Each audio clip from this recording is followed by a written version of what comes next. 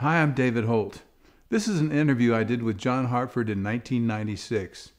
John was a wonderful musician, songwriter, a real riverboat captain, and had an interest in just about anything you could think of. And he had an unusual idea about it too, anything from penmanship to the afterlife. I first met John Hartford in 1980. I'd come down from Asheville, where I lived, to Nashville to be on the Grand Ole Opry for the very first time. Man, I was excited. I wanted to make a big impression. So I decided not to play the banjo, but to play the paper bag and harmonica, something I had learned to do from an old timer in a little community called Sodom, Laurel, North Carolina.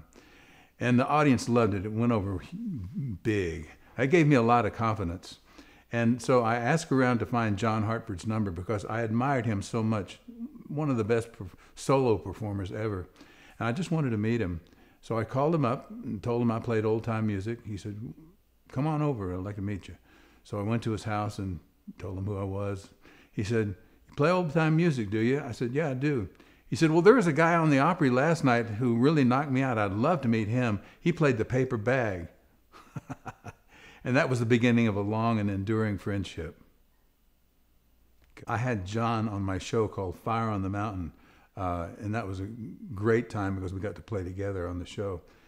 We were on Hee Haw several times doing the Four Banjo Players segment, and we played a lot of the same festivals, so I got to see John a lot.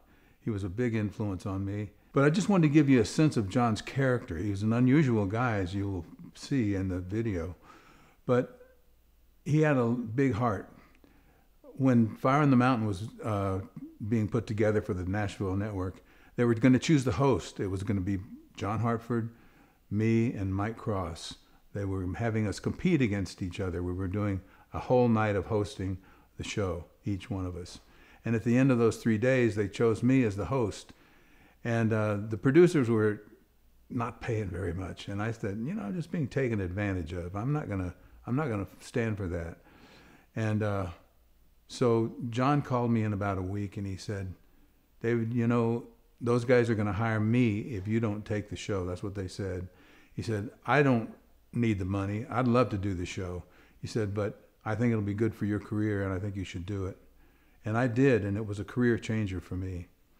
Another really important show of his character was when my daughter died. She was 10 years old and died in a car crash. The visitation was Thanksgiving Day. And John jumped in his car and drove the 6-hour drive up to Asheville and didn't make a scene or anything. He just, I was standing greeting people in the line, and John just stood over in the shadows and brought me water, gave me encouragement to make it through that unbelievably difficult day. I'll never forget that. I think it was John Hartford who got me into the movie "Oh Brother, Where Art Thou?", which was a really big deal because it was seen all over the world.